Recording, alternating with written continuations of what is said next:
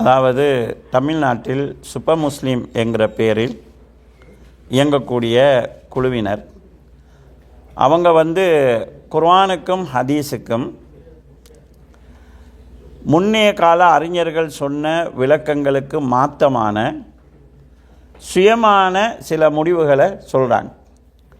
அந்த முடிவுகள் பொதுமக்களுக்கு பார்க்கும்போது ஏதோ ஒரு கோணத்தில் சரியாக தெரிந்தாலும் ஏனைய இது தொடர்பாக இருக்கக்கூடிய குர்ஆன் வசனங்களுக்கு ஹதீஸ்களுக்கு இது பற்றிய அறிஞர்கள் சொன்ன விளக்கங்களுக்கு முரணாக இருக்குது. அதே நேரத்தில் நான் ஏற்கனவே சொன்னேன், இஸ்லாத்தில் அரசியல் அக்கீதா இல்லை. அவங்க அரசியலை அக்கீதாவாக பார்க்குறாங்க. மன்னராட்சி முறையை சிறுக்கா சொல்கிறாங்க. ரசூல் ஸல்லல்லாஹு அலைஹி வஸல்லம் அவங்க உலக ஆட்சி முறையை சொன்னாங்க. ஹிலாஃபத் இருக்கும், அல்லாஹ் நாடுற காலம் வரைக்கும் இருக்கும், அதுக்கு பிறகு மன்னராட்சி இருக்கும், அதுக்கு பிறகு சர்வாதிகார ஆட்சி இருக்கும், அதுக்கு பிறகு மீண்டும் நபித்துவத்தின் அடியொட்டிய ஹிலாஃபத் வரும். இந்த மன்னராட்சி நடக்கக்கூடிய காலகட்டத்தை ரசூல் ஸல்லல்லாஹு அலைஹி வஸல்லம் அவங்க சிறந்த இஸ்லாம் கண்ணியமாக இருக்கக்கூடிய காலகட்டங்களுக்குள்ளே சேர்த்து சொல்கிறாங்க. 12 ஆட்சி தலைவர்கள் வருகிற வரைக்கும் இந்த இஸ்லாம் கண்ணியமாக இருக்குன்னு சொன்னாங்க. இதில் 4 பேர் கலீஃபாக்களில் போயிடுவாங்க. அப்போ மிச்சம் 6 பேர், அதில் ஹசன் ரலியல்லாஹு அவங்களையும் சேர்த்துனா குறைஞ்சது மிச்சம் இருக்கக்கூடிய அதாவது 7 பேர் அந்த மன்னராட்சி கால பகுதிகள் உள்ளவங்களாக சேர்றாங்க. அப்போ மன்னராட்சியை குஃப்ரோ சிறுக்குன்ற ரசூல் ஸல்லல்லாஹு சொல்லலை, அதை மையமாக வச்சு இவங்க பேசுகிறாங்க.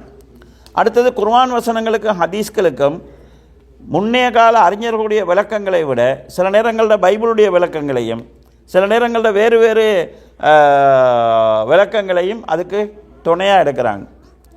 சஹாபாக்களில் பலரை விமர்சனம் செய்கிறாங்க.